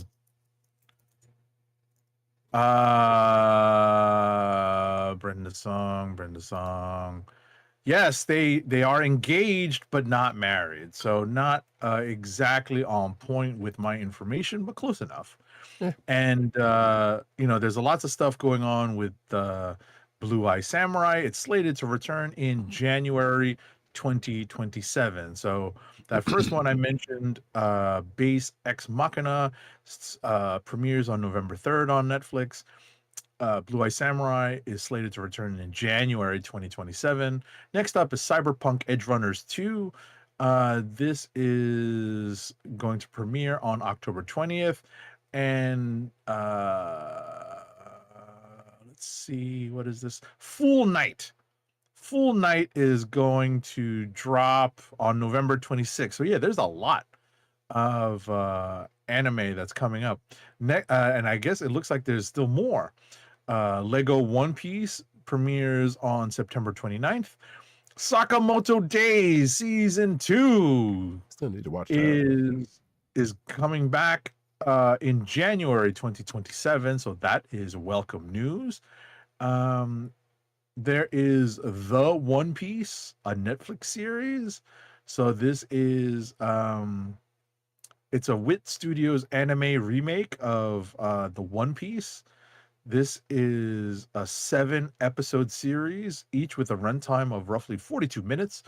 The show is adapting the first 50 chapters, of the series' East Blue Saga, up to the point where Luffy and the crew meet Sanji. The One Piece sets sail in February 2027. Good God, that's a lot. Yeah, and the live action is still going on, and the manga. Everything. Right. Well, we can see. I was about to say we can definitely see that Netflix is making its move into it's already making a big move into the anime space, and now it's kind of creating much more of a foothold where I believe it would have held what would be generously described as a toehold. So they definitely have a foothold in the anime space. Yeah, and they were already doing that well before now. So what I'm about to say is probably wouldn't make that much of a difference. But having K-pop Demon Hunters on your platform, thanks to mishandling by Sony, didn't hurt. Also, right? So, but that being the case, we're going to get we're going to continue into the anime news, which I guess we don't necessarily have to say it now, but Sakamoto Days Season 2 anime release as a new character trailer. So yeah, there is that. So we've already said that it is coming, so there is that. Going into the next article. Next up, 25 years later, anime's first cinematic masterpiece is officially returning to theaters. Oh, some editorialism. So this is cult film Vampire Hunter D Bloodlust is finally getting the theatrical release it deserves. So this came out, this was news announced at Anime NYC from distributor G Kids, which announced its acquisition of the North American rights to the cult film Vampire Hunter D Bloodlust. Let's see. G Kids plans to give the movie a full theatrical release in North America sometime in 2027, although details will come later. Of course, that's the way it always is with many of the announcements at Anime NYC. Now, hey, look, I'm a fan of Vampire Hunter D, and that first one was really good. So it's I can't remember. See, this is my old brain failing me because they did make another one, and I can't remember if Bloodlust was the second one or the first one. I'm assuming it's the first one because they said the first cinematic masterpiece. Because yeah, but I don't remember Vampire Hunter D having a side name as well. But regardless, hey, if you hadn't had a chance to check it out because it's good stuff. If you're into vampires and hunters. Maybe even D's. Next up, though, we get into the comic book news.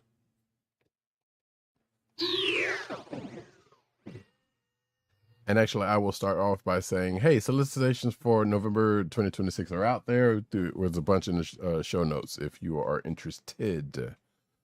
The Agony of the Stars launching in Red 5 Comics November 26 solicitations, for instance. So The Agony of the Stars #1 launches from Red 5 Comics. It's a 4-issue mature reader's mystery thriller.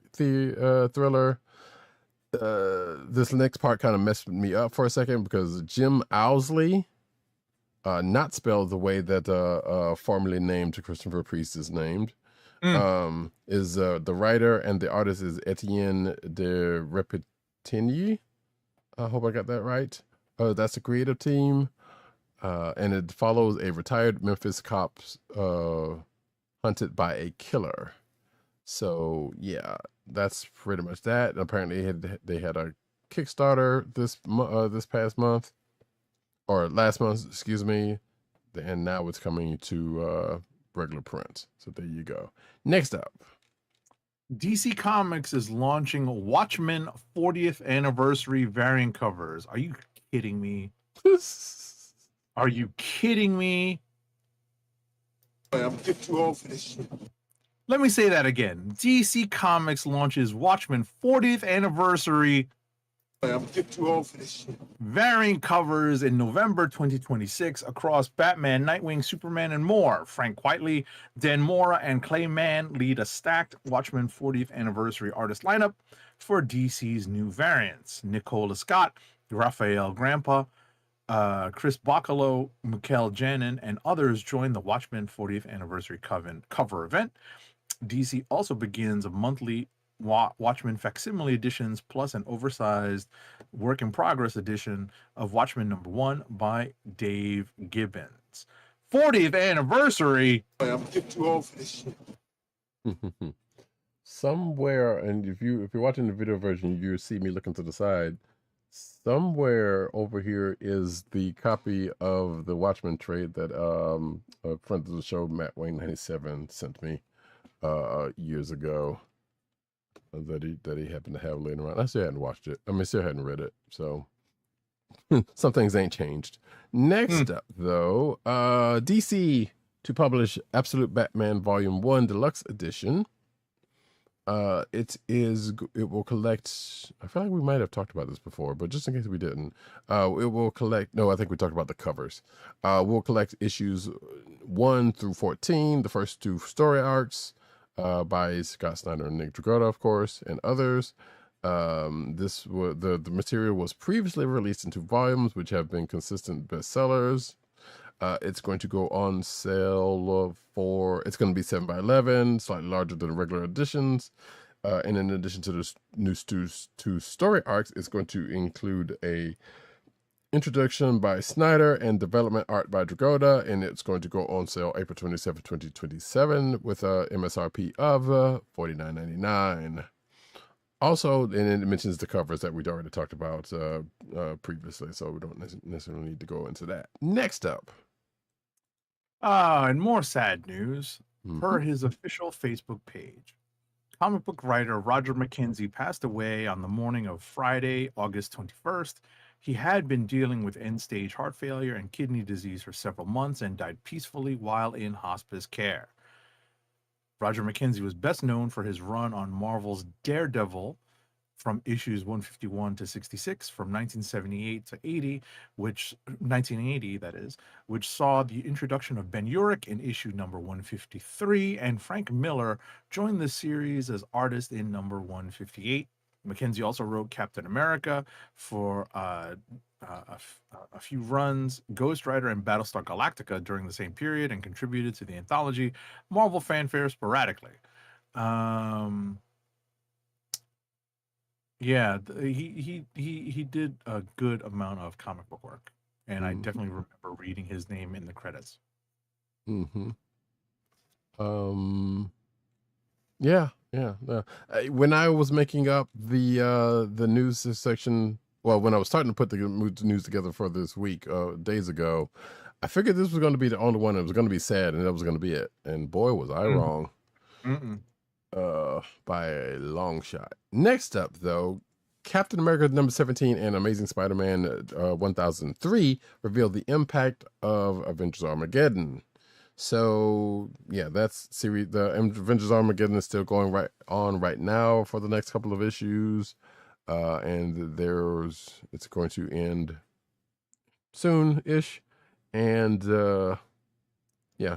According to this, the event set stage for a radically transformed Marvel Universe, according to this article, with fallout extending into the titles such as previously announced Maximum X-Men, which we will talk about, and various ongoing titles and upcoming limited series. So there you go. If you're watching the video version, you can see the cover for Captain America 17 right there. And looks like the cover for Amazing Spider-Man 1003. There you go. And some of the other covers, such as somebody's going to turn this into some very different art here. Black Panther and Doomed. You just know they will, because Rule 34. Yeah, because people are people. Yeah, Rule 34 exists for a reason, folks. But yeah, and it's already there, so you're just pushing the envelope a little bit more. Anyway, that being that, you don't necessarily know what the impact is until we get to both of these issues, but I'm sure Agent 70 will be on top of both of them when they come out. Sure. Next up. Marvel's best mobile game is about to get its most requested feature. Marvel Snap Draft Mode finally arrived this past week. After years of clamoring from its player base, Marvel Snap will finally get a draft mode on August 24. So Korath can help me out here. Who? What? Oh, wait. No, I have a what. I have a what. What am I doing here? I do have a what. Where is it? Oh my god. Where is it? Damn it. I could have sworn I had a what. It was a Stone Cold what. And at the end of the day, I'm just going to say, what? Draft will be a limited time game mode that will heavily modify the standard gameplay loops of the Marvel Comics inspired collectible card game, and an exclusive preview and interview with GameSpot detailed what Marvel Snap players can expect from Draft. Matches begin with players choosing a starter set that gives them 3 cards that fit different deck archetypes like Destroy, Ramp, Move, or Ongoing. Players then draft 7 more cards which have modified cost or power stats specific to this mode, or have augments that give them additional abilities. From there, players have to win 5 rounds of draft to claim victory, building up their deck with 2 more cards and more augments over time. What? And at the end of the day, you know what? If you play Snap, I hope you're happy. It's an interesting mode to come to such a fast and slightly different game than a traditional card game, than a traditional TCG, aka Magic the Gathering and the like. Because drafting's been up in there all of that, but this one and the way this game is paced, it's going to be interesting. I haven't played this game in a minute, but I would probably be apt to try it. I don't know how long it is. As Agent 7 said, it's going to be limited in time, but I don't know how long it's going to be. So maybe I'll try to jump in there fairly soon. Next up, though, the Death of Superman, Mafex, Doomsday, and Battle Damage Superman is out there. We got a preview from this site. Apparently, they've taken many pictures. There's Battle Damage Soups. There you go. There's him with heat vision effects. There's his I'll call it the funeral pyre. There's him laid out on it, not necessarily in the Yamcha pose. There's Doomsday poses of him, them two together, and there you go, and it goes from there. So pre-orders are coming soon, though an exact date has not been announced. But you can check out the photos if you are interested in possibly acquiring that. Next up, Jim Lee draws the Building Bad winner for a Detective Comics number 1113 variant cover tied to Batman's Bad Seeds event, which I described earlier this episode. The new Batman villain debuts in a Detective Comics number 1113. That's a freaking mouthful. Backup story before appearing again in Batman number 14. DC says the fan-designed villain will also appear in Lego Batman Legacy of the Dark Knight DLC next month. Jim Lee's cover spotlights a DC contest winner, while the sweepstake terms offered fans no payments or royalties. Oh.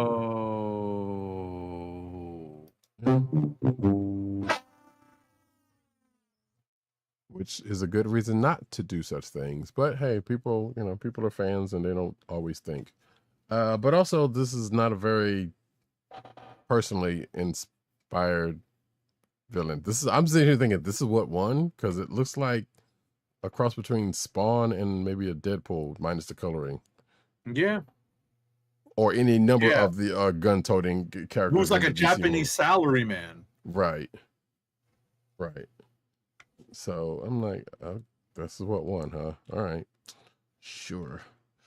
Wouldn't pay you for it either. Let me stop. That's nice. Oh. That's not nice. Always get paid for your works, folks. But this one, yeah, whatever.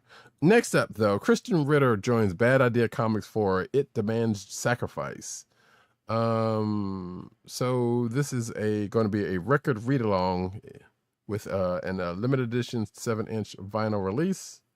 You know who Christian Ritter is, and if you don't, hey, I don't know what to tell you. But it is It Demands Sacrifice is a horror comic package that revives classic record read-alongs with performed story, score, voices, and sound effects, aka almost any audiobook these days. But I'm not gonna go there. It does harken back to a certain time, so I'm not poo-pooing it. It Demands Sacrifice launches on October 2026 with the collectible vinyl comic available to order now while supplies last. there's Christian Ritter right there if you're watching the video version. And there is the package for the book and the record. That's actually kind of novel, though. I mean, for people in the vinyl nowadays, and boy, if they had those old little 45s, or specifically the plastic square ones that used to come in like cereal boxes and stuff. Not saying that this one is, but stuff like that coming back out is novel for the kids. But yeah, it's going to be $6 also when it comes out. It's written by Philip Gillette and David Urofsky. So there you go. Next up, and art by Adam Polina. Colors by Dean White. There we go. Next up, Wizards of the Coast announces Magic presents To Boldly Go. And if you think you know what that means, you're damn right. Wizards of the Coast announced Magic presents To Boldly Go, a new event type for Magic the Gathering Star Trek. This event type can be scheduled an unlimited number of times from November 13th, 2026 to January 28th, 2027. It is a Star Trek themed sealed deck league where players build their decks out of 6 Star Trek play boosters and play out matches at Starfleet Academy and across the galaxy. Stores may choose to add additional boosters to the sealed pool over the course of the season. Players will gain ranks as they play more matches. When they reach the rank of captain, they receive a solemn simulacrum promo card. For more information on 2026 Magic the Gathering releases, there's a link for you to click in the story to check out the release calendar. yeah, if you're watching the video version, you can see the the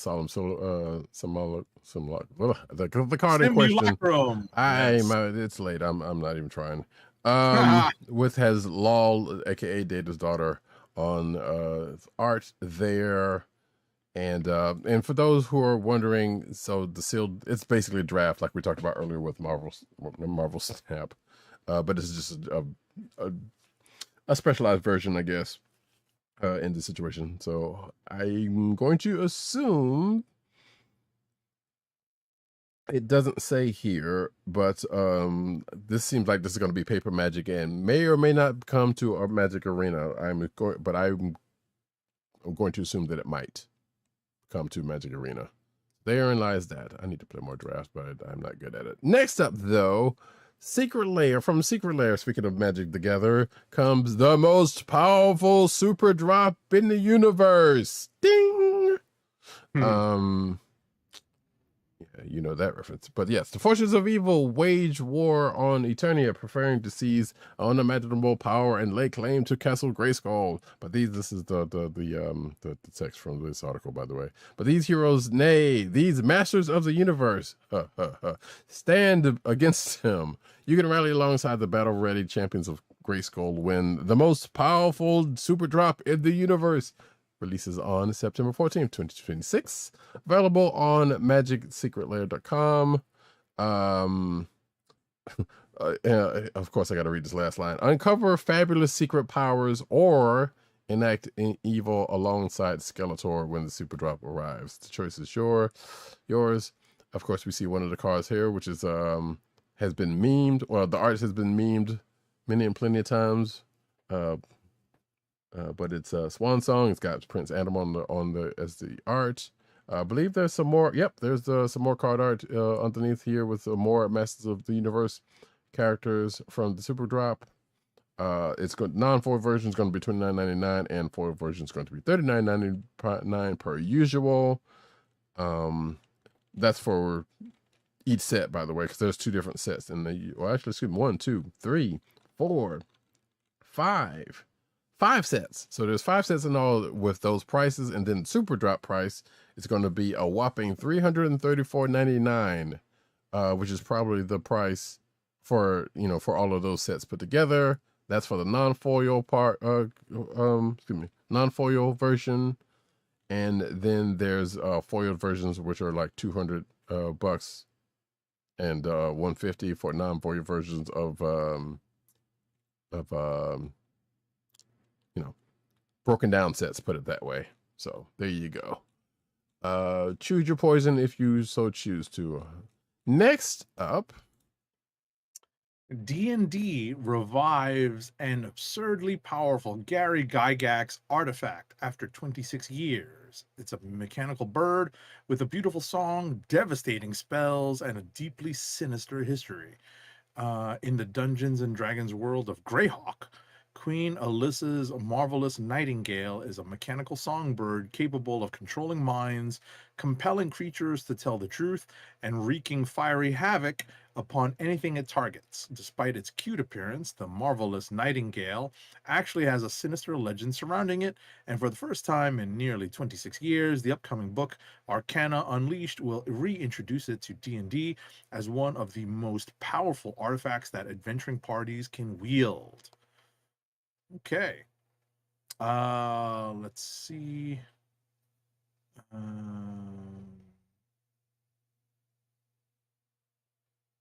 The Nightingale first appeared in 1976's Eldritch Wizardry, the third supplement published with the original D&D, written by Gary Gygax and Brian Bloom. But even after 5 decades, D&D has never provided an entirely reliable account of where it came from or what it truly contains. Let's see.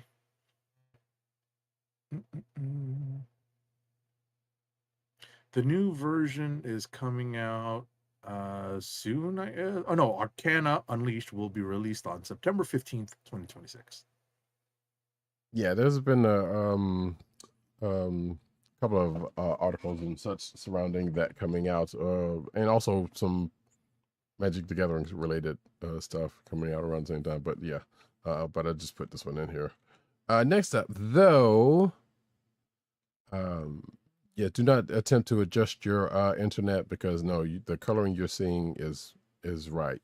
But Blocky's Transformers Champion class Bumblebee movie Optimus Prime and Bumblebee have official images according to this forum, who I believe went gray because of the passing of Peter Cullen, most likely.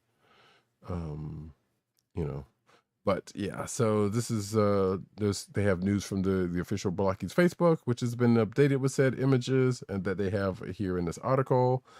These are part of Blocky's 11.5 centimeter model kits line, featuring LED lights and a good range of posability. Formerly known as the Classic class, according to this article. And of course, you can check out the images in this article if you're interested. Last but not least, so this might be of interest to our own Roddykat.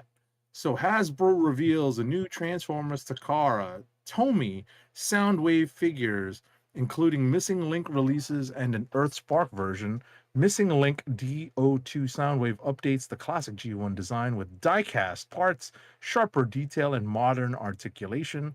Soundwave transforms into cassette player mode and includes a light standard disguise mode plus Condor, aka Laserbeak, and premium gear. Transformers collectors can pre-order the Soundwave animation type now from Hasbro Pulse for $164.99 ahead of April 2027. Yeah, that looks pretty cool. mm-hmm. It has, headphones in addition to the Laserbeak cassette. The only thing that would make it even more compelling to me is if it was a working MP3 player, which it is not. But also the price would go up dramatically. Yeah. So, because they do have, I have seen like bootleg Chinese knockoffs of MP3 players shaped like Soundwave and Sound Blaster. Realistically, those are not as much as these, but if they were going to do something official, the price would definitely go up. So yeah, you can see Soundwave there. You can see the Laserbeak there. You can see the accoutrement it comes with and all of those. So yeah, compelling kind of, but not much, because I've got like 2 or 3 Soundwaves already, including the Masterpiece version. So right, it doesn't come with the headphones and stuff, but I can just get a set of headphones, and if it has a place for it, do that part. But yeah, but if you don't have it, and want a good Soundwave that's with some good stuff with it, hey, there you go. Like I said, it only comes with a Laserbeak, which realistically, that's the main one you would know. Unless you can probably find the tapes out there somewhere though. Also, got another thing Right. about it. So there you go. 169, the 64.99, April 27th. As 070 said, if you are interested in that. And that's it, folks. We're gonna get into one last ad read. I wanted to say before we did our last ad read, you know, Okay. I've been remiss in doing anything from Toy Corner. I've gotten a lot okay. of Marvel Legends over the past several weeks. You know, Mhm. obviously with us having a long couple of episodes with San Diego Comic-Con and going into movie protocol because we had some movies to watch, aka Spider-Man Brand New Day. I didn't really do any kind of Toy Corner, so there have been a lot of Marvel Legends that dropped. But interestingly, I'm not going to highlight Marvel Legends that dropped. Instead, I'm going to show off something that I told Roddykat I was picking up because I saw it come across my speaking of our next up ad read and the sponsor. I saw this come up in my feed and I was like, this is a real thing. I had no idea. We may have done a story about it, but by the time we had it in our news, I probably was like half asleep. Probably, I did not know. I'm gonna drop the virtual background for this one because I'm just very glad to have it. So, this is the Hot Wheels Premium Pop Culture Airwolf Hot Wheels. And I got this, and I am so glad to have an Airwolf that I can put up on my bookshelf behind me. I don't need a fancy, like a truly like screen accurate model. It's enough to have an Airwolf, an officially licensed Airwolf, on my shelf on a stand. That's pretty cool to me. Happy to have it.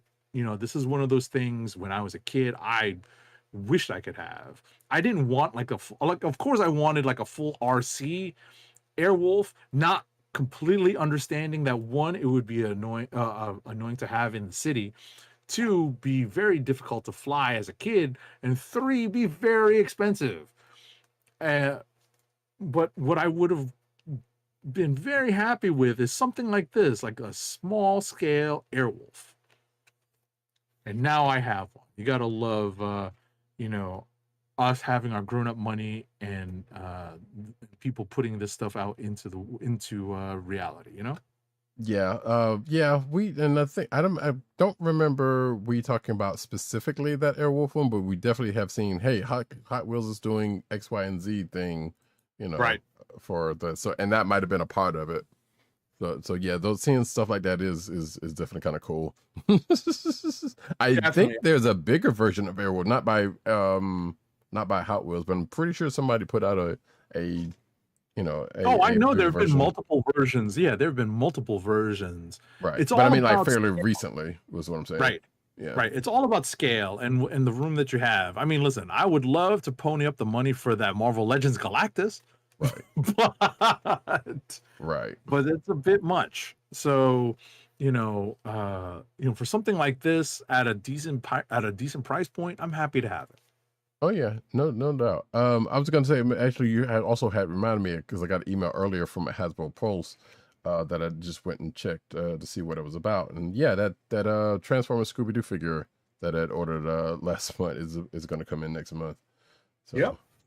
Like, yay! So I should be able to show that out, if not next week.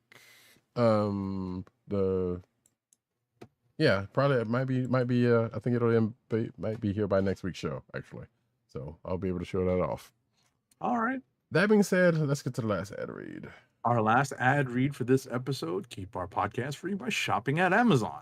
Visit cspn.us, then click the Keep Our Podcast Free link at the top of the page. From there, scroll down and click on the Amazon link to shop.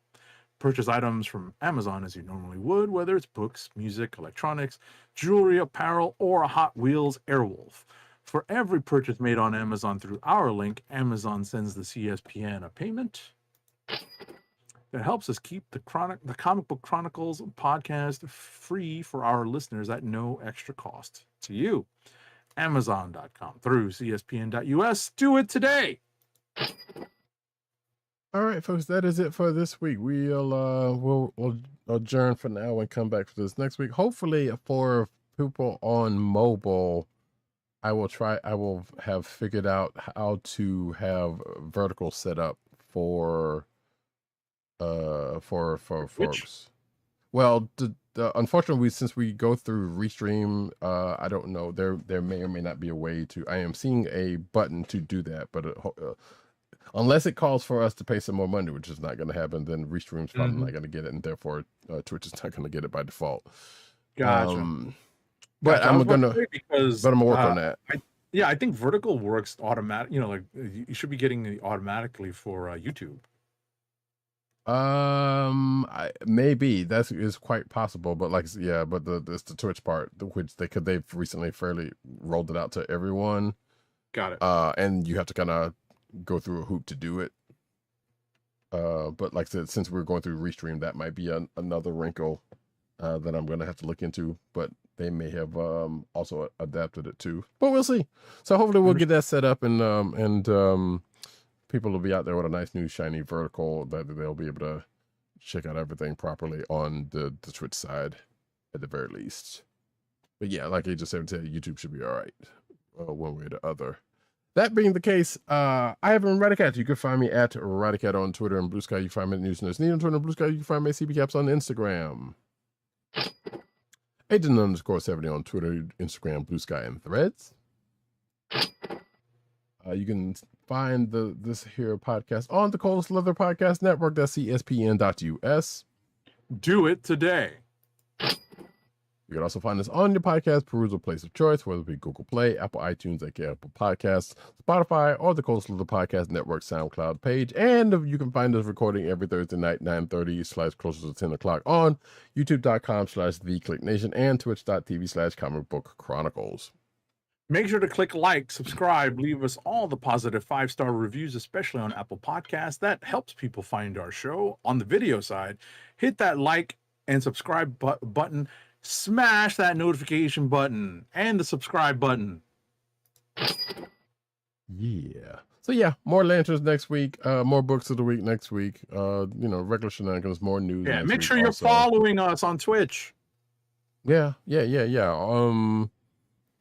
I have been threatening to fire up. Well, actually, I have been, as Agent 70 knows, been firing up Marvel Cosmic Invasion again, trying to get folks leveled up and finish the story, but also attempting to go back into the Marvel Spider-Man games, or at least the first one, because there was something specific I wanted to do in that one for a long time. But we'll see if that happens. I kind of want to fire up Spider-Man, because I did not, Spider-Man 2, that is, I didn't finish the game 1 and 2. I know that the brand new day costume is in there, so right. I'd be happy to continue running parts of the game with the brand new day costume. Right, and maybe you'll see some Marvel Talk on Fighting Souls being ran on the channel also. We'll see. Oh my god, that's great! Like I watched some videos that Roddykat forwarded to me, and seeing some of the pro gamers, quote unquote, run this really new game through its paces, and I'm watching some of the juggle combos and the launch combos. I'm like, oh my god, it's twice as bad as it used to be when it comes to that stuff. Oh yeah, FGC and I don't can play. see some characters, right? And I see some characters who are, of course, maybe nerfed in the near future. Oh yeah, game just came out, so yeah, the nerfs are definitely incoming. Yeah. So yeah, therein lies all of that. Yeah, good stuff all around. But yeah, we will be back next week, folks. This has been the Comic Book Chronicles. Peace. Peace. One. Let this one play. Do not grieve. Soon I shall be one with the Matrix. Until that day, till all are one.